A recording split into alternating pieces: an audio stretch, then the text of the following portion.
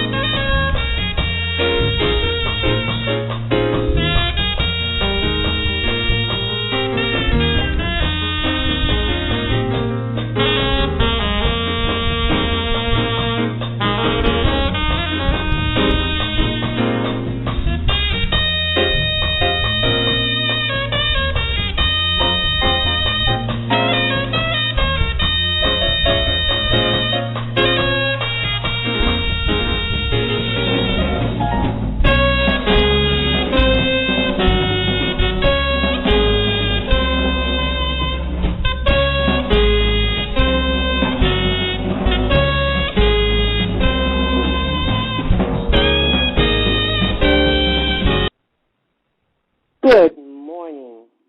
I mean it. Good morning. This is Dr. Applewhite calling you live from Mesa, Arizona. It's actually a pretty chilly day here in Mesa, Arizona. And I know you listeners from other parts of the country are saying, well, I thought Arizona was a pretty warm place during the winter months. Well, I can tell you that we get some cold weather. We get some chilly weather here sometimes.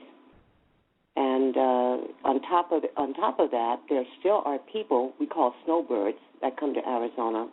They come from different places around the country that are riddled with snow during this time and 0-degree weather.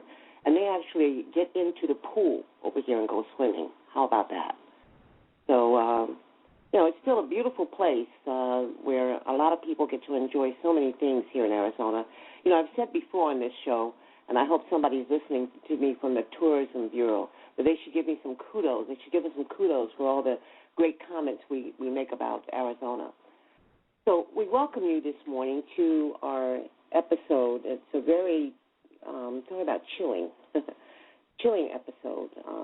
It's going to actually awaken some things in you to help you understand a little bit more about mental illness and why lately there's been a very high association, or what we call in psychology world, a correlation between students with mental illness and school violence.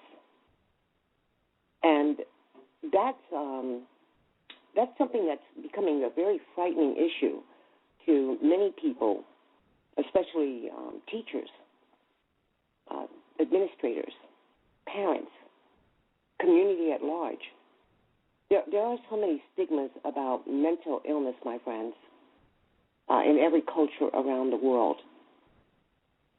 But something happened on December 14th, 2012, that escalated the stigmas terribly. And that was the shootings of those innocent children at Sandy Hook School in Newton, Connecticut. You see, although the stigmas were there, the negative stereotypes were already there for many people, it escalated because of the fact that the young man who was the shooter was diagnosed, they said, the media said, with autism or Asperger syndrome, which is a form of autism. And Asperger syndrome is listed as many of our learning disabilities under this category of learning disabilities and not usually associated with mental illness. So this caused a great uproar with parents of children diagnosed with autism and Asperger syndrome, wondering why or how the media could link both of them together like that and present to the community at large that there's an association between students, adults or children,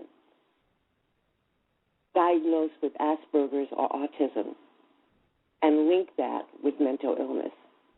Well, my friends, when we talk about mental disability as a whole is a big umbrella. And underneath that umbrella, definitely there are different diagnoses. One of the categories of diagnosis is learning disabilities. But you see, it's still under the big umbrella of mental illness, of mental disability. Now, that upsets a lot of parents because their feelings about that is that I don't want my son or daughter grouped with the mental illness category. But that is what it is. I mean, we have two forms of disabilities, my friends. We have physical disabilities and we have mental disabilities. And so we have to be aware that that association is going to take place. But we can come to a better understanding about how that works and how we can clarify that so that we can feel a lot better about not only ourselves, if we have been diagnosed ourselves with mental illness or autism, Asperger syndrome, or any of the other issues associated with mental illness, such as depression, anxiety, or whatever, that you're not going to, that this doesn't mean that someone is prone to pick up an automatic rifle and go out and shoot people just because they have that diagnosis. And that's what we have to try to minimize, is that kind of stigma, that kind of stereotype that's going on. I'm going to continue with our show description, but I just wanted to interrupt for just a minute, a good interruption, and let you know that the staff at White Apple Institute, we thank them so much for sponsoring the show this morning, the student-to-teacher show. And we ask that you visit our website at whiteappleinstitute.org and make a donation to keep the show going. Every little bit helps, and that's how we're able to stay on the air. Just go to the website, whiteappleinstitute.org, click on the donate button, and it takes you right into where you can put in a nice little donation for us. So thank you very much. Well, let's go back for a minute and talk about this mental illness stigma. You see, we were awakened in Connecticut, by Connecticut, but we were awakened by Columbine, too. We were awakened by Virginia Tech. We were awakened by many of the shooting massacres that have occurred, and not just since 1999 either. You know, before 1999, I was still doing work on school violence, anti-drug and anti-gang activity, and we were still looking at parents who were walking away from school grounds with tears in their eyes. We were still looking at memorial services and candlelight vigils, even before Columbine, because there were children, innocent lives that were killed, shot, maimed, injured because of violence. So violence seems to be the issue here of how do we deal with understanding violence, but also how we can eliminate looking at a person who has a diagnosis of a mental disability as saying they are the cause of it. So we want to definitely look at that and embrace that this morning. And I thank you for joining us so that we can get going with those thoughts. We have a few callers that have come on the line here, and we'll be glad to take you in just a moment. But I did want to say something to you about the fact that I do have a book coming up, and the book is about the psychology of violence, and you can actually order it early on the whiteappleinstitute.org website. So feel free to do that. if you'd like an early copy, that will be autographed by me, and it will actually outline many of the things that we've been talking about for the last few weeks since that horrible shooting occurred that shook the nation. Let's go back for a minute and think about why the shooting in Newton, Connecticut, and the Sandy Hook School shook our nation so terribly. One of the reasons why is because we're talking about younger children at this point, very, very young. We're talking about children who weren't involved in gang violence, that were not bullying someone, that were not associated with anything that could have excited or caused this young man to go into the school, a student himself. And I encourage you to listen to the shows in April 2011 about students to shooters, how students become shooters. Give you kind of like a profile of how this happens, some of the psychological profiling that goes into looking at how this could happen. But that's what really shook the nation and the world, is that these were innocent children, and they were so young, and they didn't have any association with anything else. And so we found people in India, to China, to Africa, to all over the world, teachers, parents, concerned about how could this happen. It wasn't just in America. I mean, we've had incidents of people hurting other people in other places all around the world. I mean, we have wars going on, but there was no war. This was just a young man who walked into a classroom and started shooting. Merciless shooting. The same thing that happened when we talk about University of Arizona or Representative Gifford and the shooting that took place there. Even though it was not on a school campus, it was by a student who had been unfortunately diagnosed with mental illness. And so, again, an association takes place.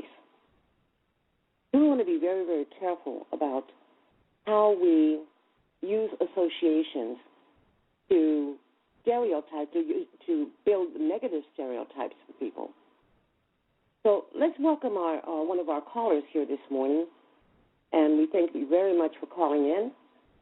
We have you at 363. Who is this? Good morning.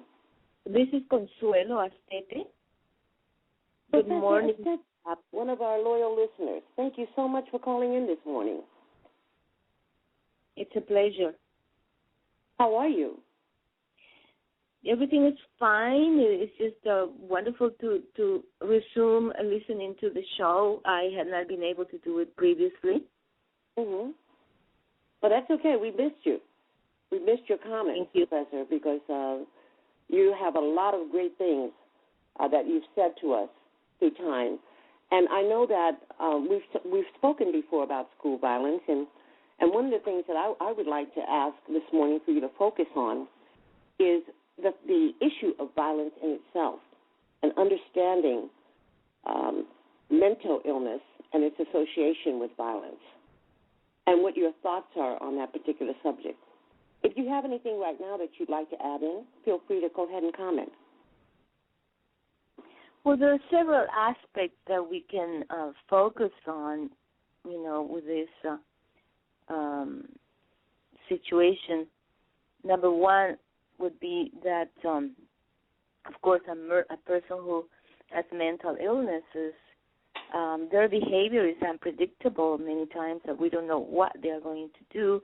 But I believe even they are probably influenced by the environment, the general environment of violence that we're living.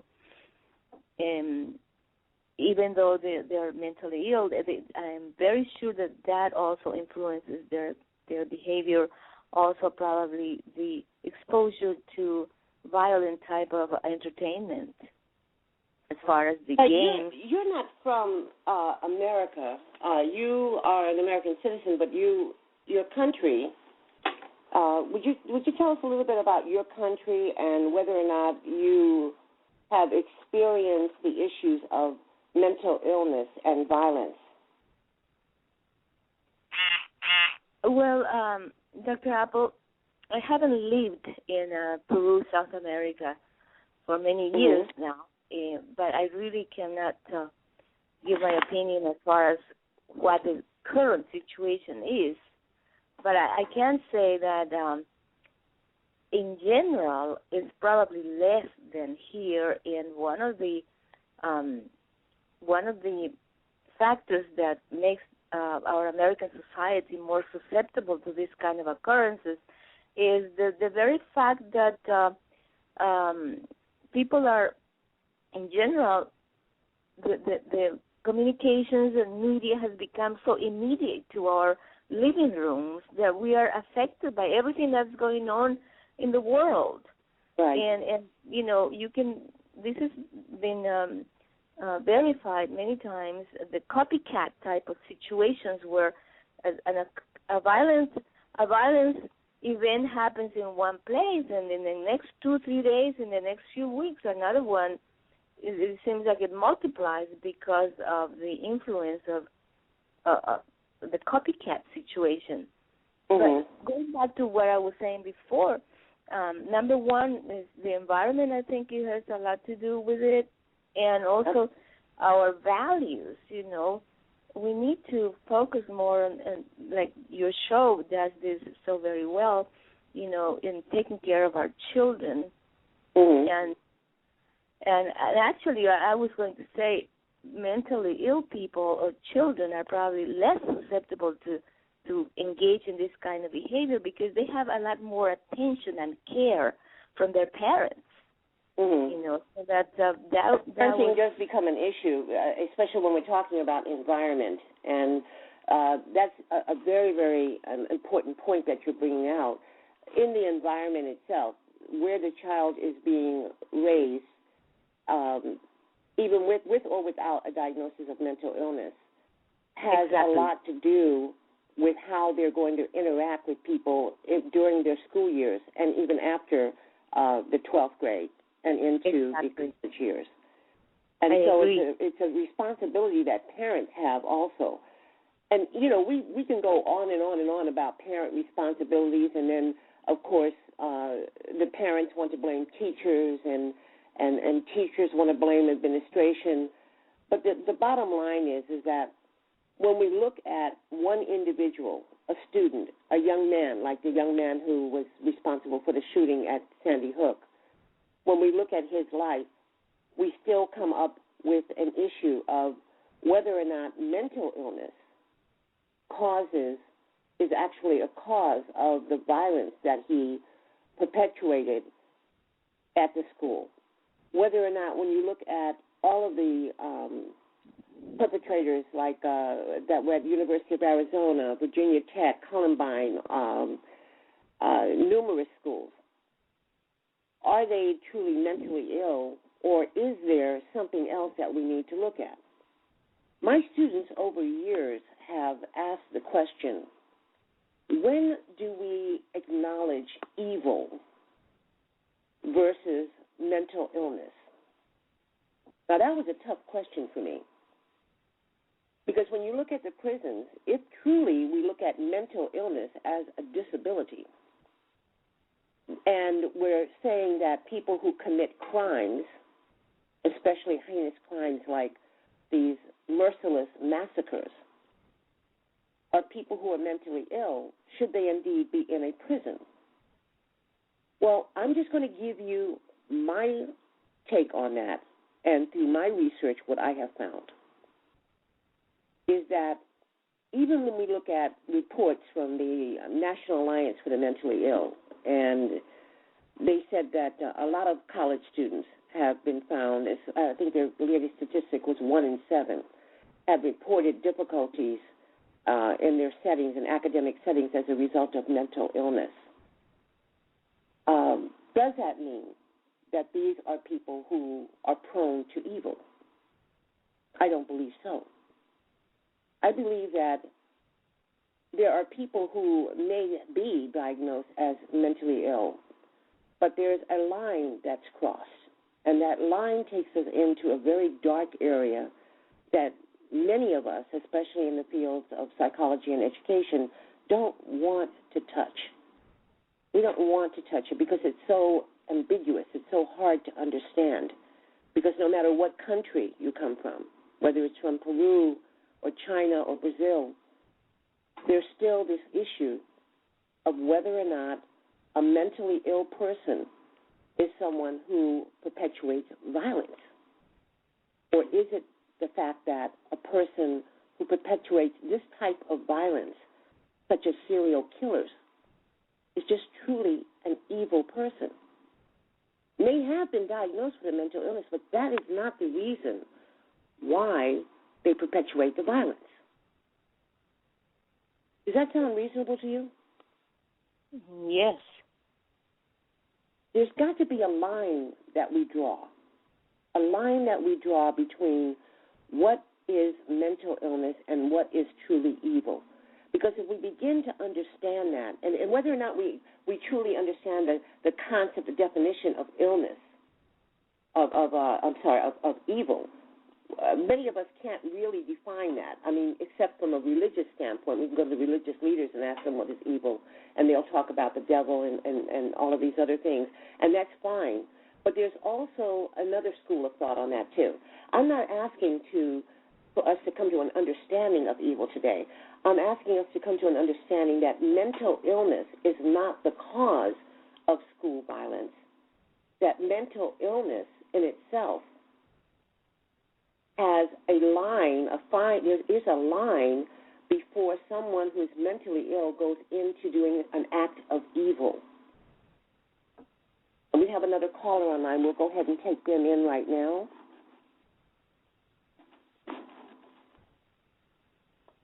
Good morning. This is 343. How are you this morning? Good morning. Good morning. Are you joining us? You're joining us for the first time today? Yes, it's the first time, and I'm from Arizona. Hey, wonderful. Well, thank you very much for joining us. Any thoughts on mental illness and violence in our schools, or did you just want to listen this morning?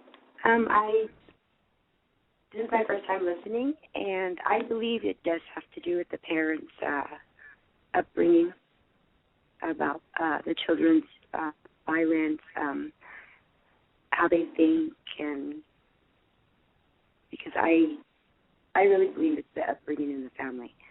Mm-hmm. And what's your name? I'm sorry. My name is Renee. Well, thank you so much for calling in, Renee. And so you believe it's part of the parenting, too. And one of the problems that we're having with that is that there are many parents today that are, unfortunately, have not had very good parenting skills and were not raised themselves with good parenting skills. And so, therefore, they it's hard to go back and blame the parents at this point, but I definitely see your point, and so do many others. So I thank you for bringing that point up. We have another caller online. Stay online with us, Renee. That's really great with your comments. We'll take another caller here at 418. Good morning. This is Dr. Applewhite. Good morning. Good morning. This is Dr. Polnitz. It's a pleasure to be on your show again and to listen to your comments on school violence. Good morning. Yes, that's wonderful. Yes, Dr. Polnitz is one of the board members for White Apple Institute. We appreciate you joining us this morning. Dr. Polnitz, what is your take on this, on the factor that they're labeling, and this is going to set mental illness back so many years, because we've made so many great positive strides in bringing a positive outlook for those with mental illness. And now all of a sudden they're beginning to correlate or associate mental illness with school violence, which is taking us backwards. And my position is that we need to look at there's another element that we're overlooking, and it's not necessarily that because someone is diagnosed with mental illness that they commit these acts, but that they cross a line into an area that I have no other word for it but evil. You have a take on that? I do. I always, try to look at both sides of any discussion. And this one, as far as labeling it as a mental illness. That's no. I definitely cannot agree with that, because many of our violent crimes are done by people, most of them are done by people who are not labeled as mentally ill. Mm-hmm. Now, as far as specific to the schools and school violence, I feel that much of it comes from the student or person who's doing this killing not getting the proper just growing up attention that's needed as a child to help develop into a healthy personality that's going to be a good part of the community. Instead, many of them feel, of our children feel rejected, unloved, and just, the parents are not giving them the attention that a human being needs, And then they turn to the movies and to TV, and they see problems are being solved by violence. Kill the person that's making you mad. And it's very interesting that you brought that up. Dete actually commented about that, the video and television, how that has influenced. Good point. I blame the media, and if I were to place blame, I would direct more of it to the media because of them exploiting these crimes in the way in which they do. And they make it look glorious and grand, and it isn't, and they don't show how devastating and ugly it truly is. And I think it's along with the lack of attention they're getting at home from the parents or from society, and then being able to view these horrendous, terrible crimes, and then they feel that they can do it too. They don't really understand the impact of it. And it's a scary thing. Yes, it is. And as I believe our caller Renee about the parenting issues, parents are, we'd like to say that they're responsible for making sure that what their children are watching is not going to influence them. And if we're talking about the media exploiting violence the way it is, who's allowing the children to watch these shows? And so it does go back a little bit to the parent, not a little bit, it goes back a lot to the parenting. Thanks a lot, Renee, for bringing that out. But again, we're still dealing with the fact that how do we intervene now and take care of that? We've got two things that we have to deal with. We have to deal with the causes, and we have to deal with trying to build back a very positive perspective on those diagnosed with mental illness, and especially those diagnosed with things like autism and Asperger syndrome, because to bring those into play and for parents to feel that if their child is diagnosed, or for a person to feel that they're diagnosed with these things, that people are going to look at them as potential shooters, is just horrendous. It's a horrible feeling. I can imagine. I really truly hope that does not occur. I feel that a lot of the solution lies in the peers, lies in the students helping each other to be teams, and to, when they see someone that is distressed, instead of bullying them and making them feel even worse, bring them in and help them to feel a part of what's going on. And I think it's going to be, if we can teach the peers, the children, to interact with each other in a more loving way instead of a bully way, that will help a lot. As far as labeling it as a mental illness disease, I hope our society doesn't go back that far and try to blame everything on mental illness. I don't see it as being a mental illness problem at all. Yes. Yes, and I don't know another word to call it when we talk about someone who can actually watch other people die and kill them, massacre them with these automatic rifles. I don't know any other word to call it but evil. I'm sure there could be another word that we could come up with, but it's certainly not. And I totally agree with you. It's not because they are diagnosed with mental illness. That is in itself a separate issue. because there's no way in the world you're going to tell me, if we look at the millions of people diagnosed with mental illness, that they are prone to this type of sociopathic behavior. A sociopath is a very interesting, when you talk about the profile of that, and I'm not going to go into it and get very, very technical, but this is a person who has no feeling, no empathy, no compassion for what they're doing. And they can't even feel that, whether or not you're even talking about someone in their own family, this happening to someone in their own family or happening to themselves.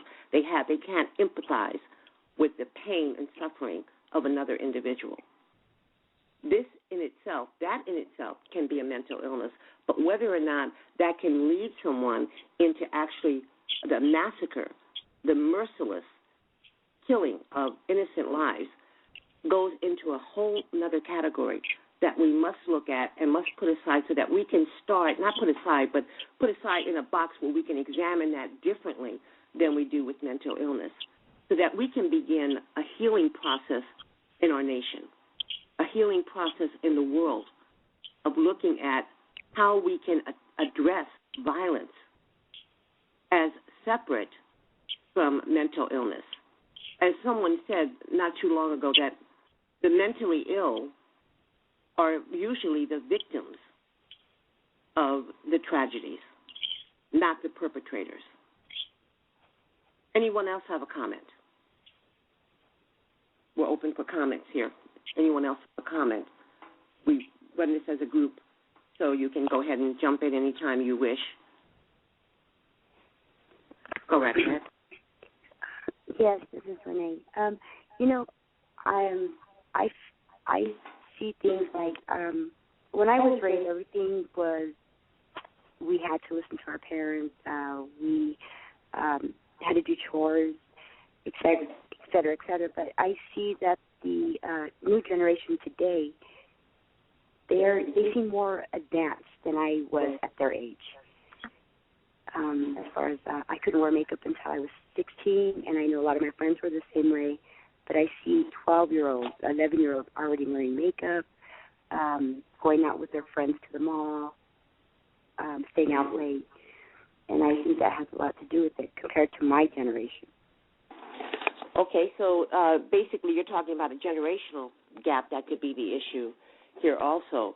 And that's true. That definitely can be there because violence overall has been there since the beginning of time. That's one thing we can definitely identify. Mental illness has been there since the beginning of time, okay? So those are two concepts that we can't get away with. Now, school violence and the shootings and the massacres and that kind of thing, that is new, and that's because of the onset of all of the automatic weapons that are going on that are available. And I don't want to get it. We'll have another show coming up in the future about gun control and legislation, and we'll talk about the psychology of that. But for right now, you're absolutely right. There is something that we need to look at in the generational gap with that. You know, we've attempted many times, a lot of researchers out there have attempted to design like a profile of a student that's labeled as violent or a person labeled as violent.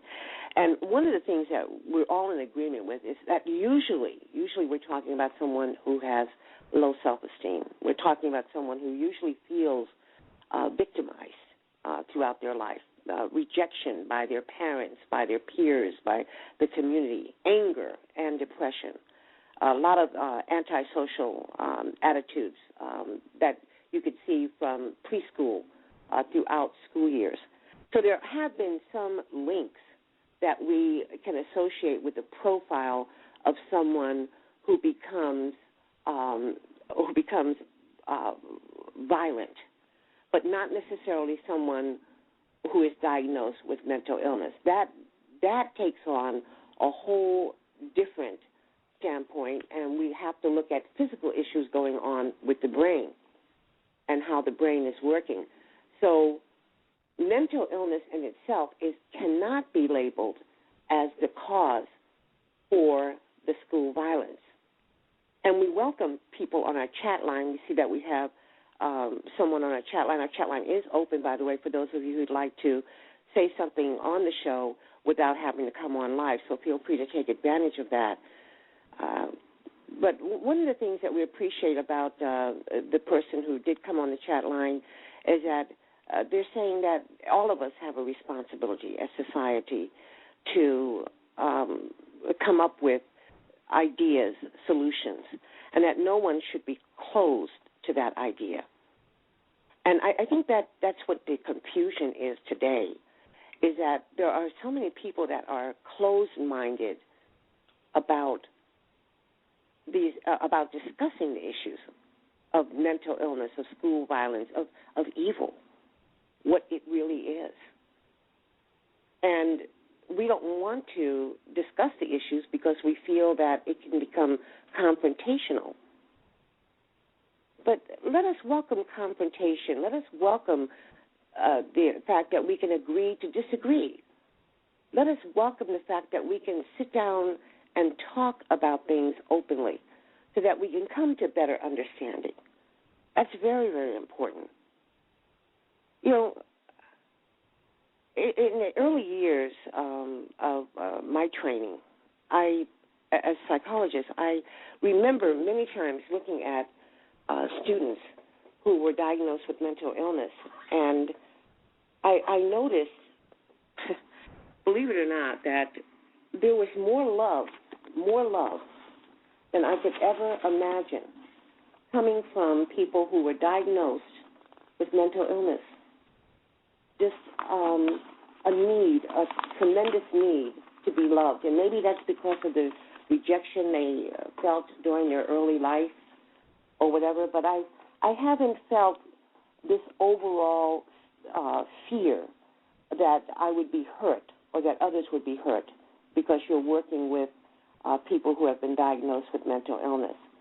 And so, again, that's another reason for us to take a second look at this very negative association that many are making right now about these random acts of violence being associated with students with mental illness. Any other comments? Is Professor Arcette still there? Yes. Here's Dr. Apple.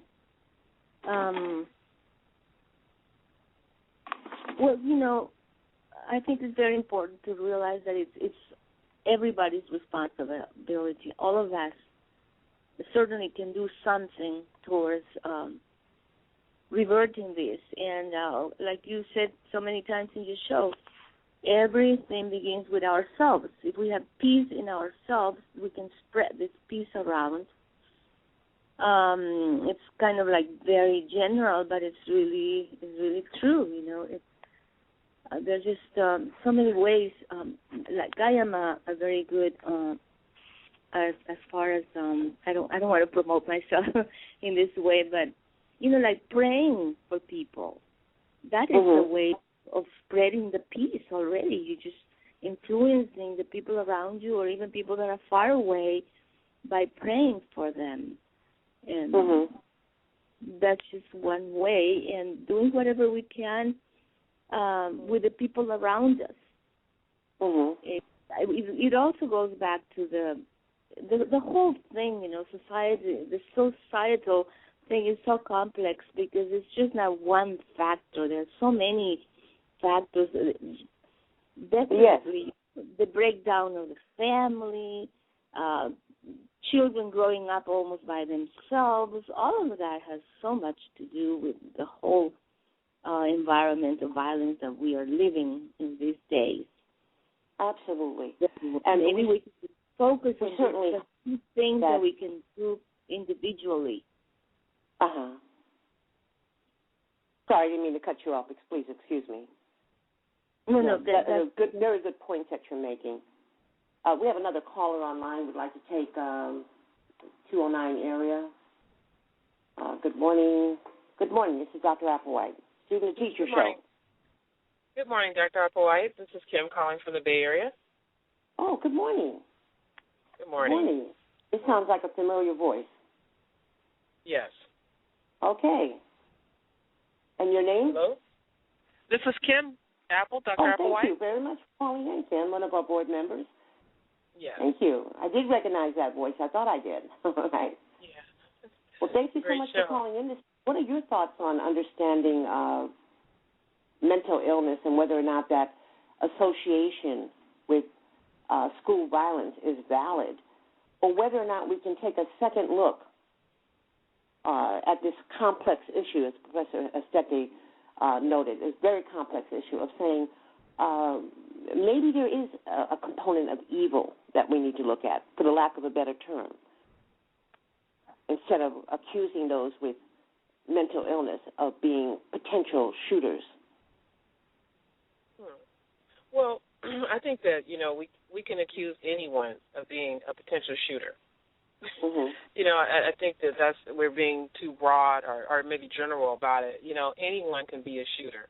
I think that anyone can blow their lid, and I think that when we talk about evil throughout the beginning of time, there's always been positive and there's been negative. There's always been evil. There's always been what we know is right. Yeah, I think you used a little example of people who have the cartoons and they have a little devil on their ear on one side, and then they have the angel on the other side. Mm-hmm. And that's, again, helping you learn the right choice. I think we talked about that last weekend session about just choices that people make, in terms of what you want to do, because we all have that little angel on one side and that little devil, if you believe in that, on the other side. Yes. Whether we're at least a perception of that. And now you yourself operate a residential home for women who are diagnosed with mental illness, dual diagnosed with different disabilities and mental illness. And your take on this, just in your years of working with that particular population, do you find that you feel that there's more violence coming from them or more at them? I think at times there's more violence coming at them. Because when you have someone that's truly mentally ill, we're the shepherd for them. They become the sheep. And we're there to guide them and to teach them and to show them sometimes what's right and wrong, Mm-hmm. And a lot of times people who come to work with them, they're already dealing with their own issues, their own anxieties, their own problems that, maybe they didn't deal with before they came to work with someone who's mentally ill. Or are they mentally ill? That's a question. Maybe they're protecting themselves from everybody else who's mentally ill. We could just go around and around with it. When you really think about it, everybody has something deeply rooted in them.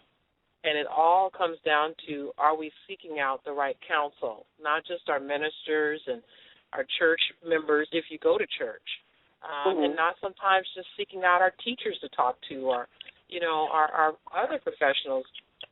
We want to be able to seek out, all who can help us and utilize who can help you. If you're going to 99 different people for a solution, you won't get one. That's right.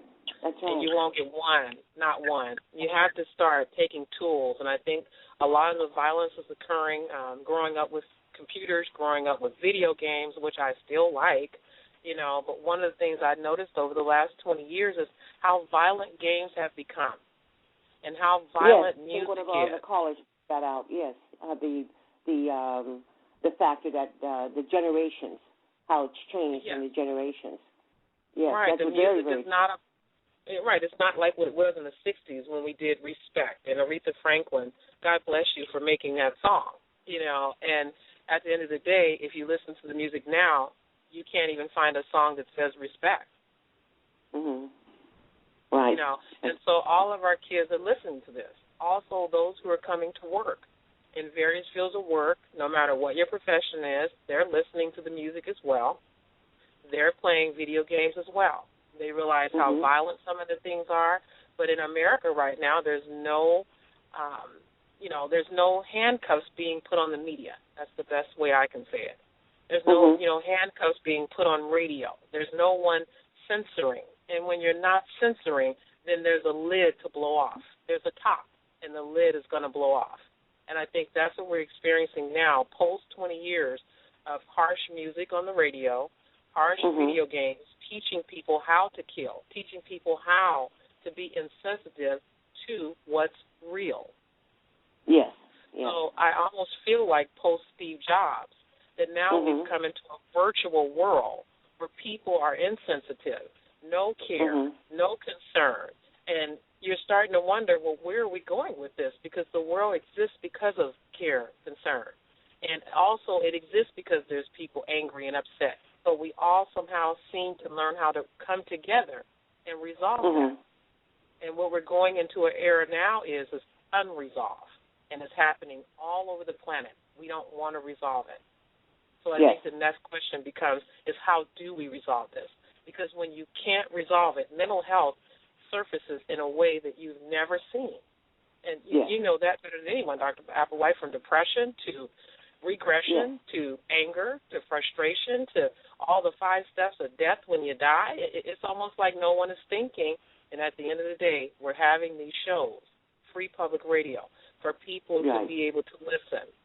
And not just listen to our shows, but call into the show, give your opinion on the show. Because if we are not talking to each other from around the world, not just here, then where are we going with Especially when we talk about the issue of violence it's pervasive in every society. It's pervasive throughout the world. There's no one that is isolated from violence. There's no one that is isolated from the issues of mental illness. And there certainly is no one that is isolated from the issues of what evil is, okay, whether or not it is what you said, that little cartoonish characterization of the angel and the devil, whatever evil is, there is something out there that makes a switch happen, an on and off switch that says, okay, I might have a diagnosis of a mental illness, but that doesn't make me pick up a rifle and go and kill innocent victims. Absolutely. The thing that makes a person want to do that goes way beyond the diagnosis of mental illness. And so if we all together, collectively together, throughout the world, start talking about these issues and stop, please, we encourage everyone out there to stop associating the mentally ill with violence. As you said earlier, most of the time in your experience and throughout many psychologists, researchers, school counselors, teachers, or whatever, they'll say the same thing that you said a minute ago, that usually a person diagnosed with mental illness is usually the victim of violence, not the perpetrator. Yes.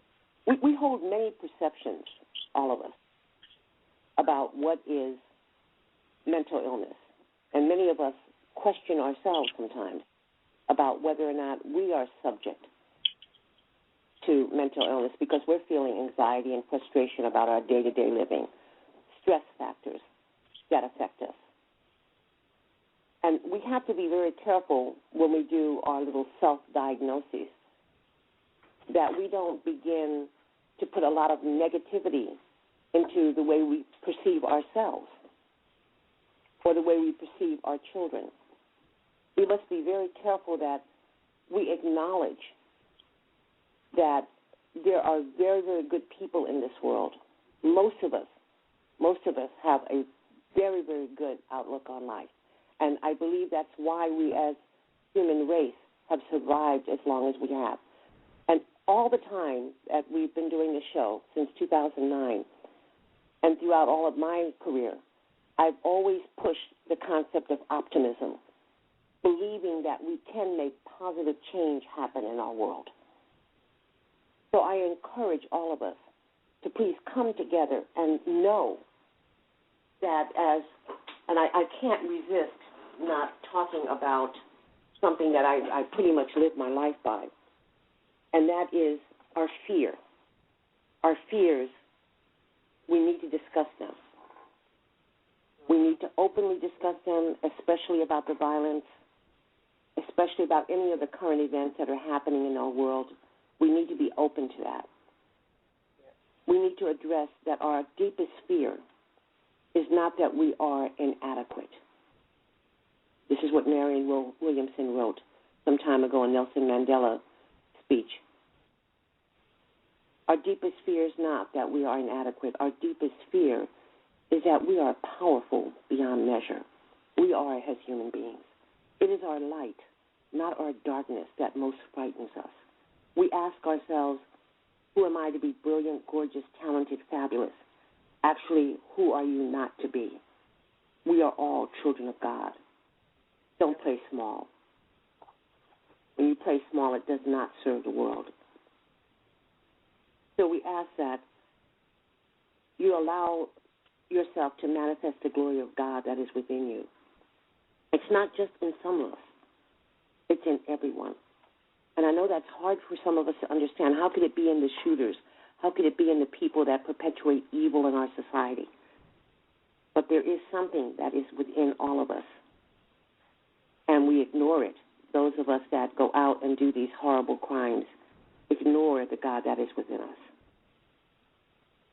So those of us that are on a positive path, let our light shine and give others permission to shine their own light. And as we become liberated from our own fears, my friends, our presence, just by being around other people, will automatically liberate others to address their own fears, their own negative stereotypes about evil versus mental illness. That we can come together and understand that there is intervention that can happen right now. We can start intervention right now. We can't go back and talk about the shooters and we can understand their past history with their parents and those types of things. But we can't do anything about that. We have to work from the now, where we are right now. And where we are right now is at a place in our world, in our societies, that we have to start talking about these issues and come to some kind of agreement that we will not bash one group over another. There are some, and I know that some people are going to squint when I say this, but there are some valuable things that even the National Rifle Association, the NRA, is saying about our right to bear arms. And I agree. There's no disagreement with that. But when you think about the factor that the NRA is also promoting this very, very bad stereotype that mental illness is the reason for people going out and hurting other people, I have to say they need to be slapped on the hands for that. That's a no-no. Because, again, many of the people associated with NRA are not willing to sit down at the table and discuss things objectively. And that's what we're trying to promote on this show, is optimism and objectivity, to sit down and openly discuss things. Anything else that anyone wants to add in as we come to a close on the show? We've got about 6 more minutes remaining. Well, Apple, I'd just like to say I'm glad you made the comment about the NRA, and I hope that many listen, that they be objective. And in their quiet time, turn on your radio show and turn on some of these shows so that when they have those who have more power than many of us, when they do sit at the tables with those that, that make the decisions, that they really are objective. I agree with you. It is our rights to bear arms. It's not our right to accuse someone mentally ill who is usually subjected to violence to say that they're the ones that's really doing it. Oh, thank you so much for that comment. So we expect that college counselors, teachers, administrators, parents, all together, everyone in the community comes together with a better understanding that mental illness is associated with the factor that there are things going on in the brain that make it difficult, make it challenging for people to function in their daily living skills, daily living activities. But that does not subject them or profile them as someone who would perpetuate violence. We also need to take a second look at our religious leaders. And interestingly, I remember many years ago doing some papers on religious leaders and how when people were banished from villages, from towns, because of their indifferent behaviors, because they weren't acting like the crowd. They were labeled as different. And religious leaders took them in and perform things like exorcisms and trying their best to pray over them to rid them of the evil that was within them. And so you see that religious leaders take on some responsibility, too, for this association that happens between those diagnosed with mental illness and those who are evil. So there needs to be a second look at how religious leaders are perpetuating that idea. Yes.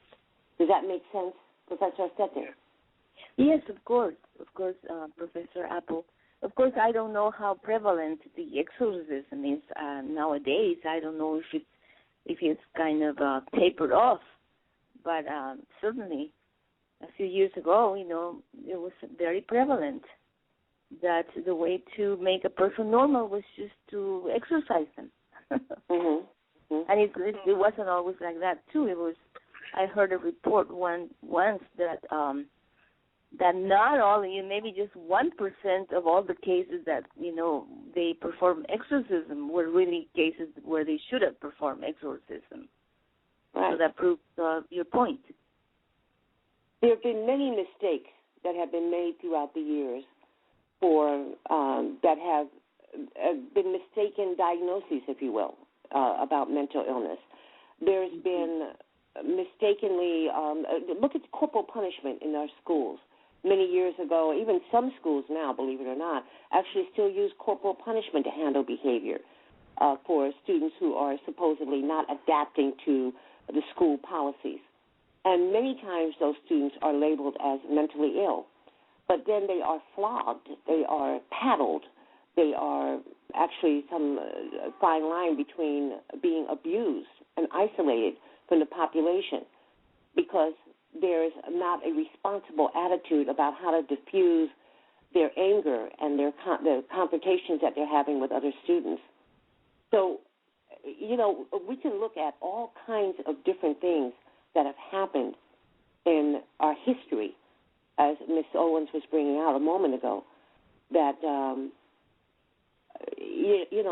definitely have a negative impact on the way we discipline and the way we profile people in today's world. We thank you so much for joining us this morning, and we ask that you work very, very diligently this week and in the future, weeks to come, on helping others to either listen to this show or to objectively look at how they feel about those diagnosed with mental illness, especially not labeling students that have been diagnosed with learning disabilities or any type of mental illness as violent. Take a second look. Do some reading. Call us at White Apple Institute. Connect with us. We'd be glad to listen. But there's got to be a different way. And please look forward to my book coming out very, very soon on the psychology of violence in our schools. We thank the staff and board of directors at White Apple Institute for sponsoring our show this morning.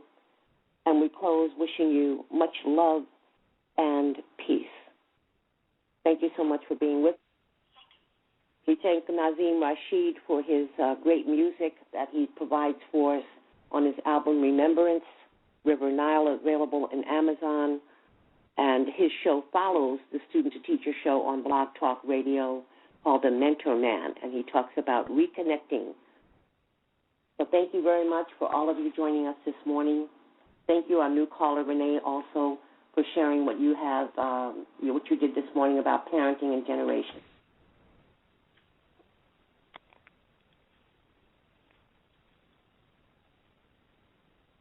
Have a great week.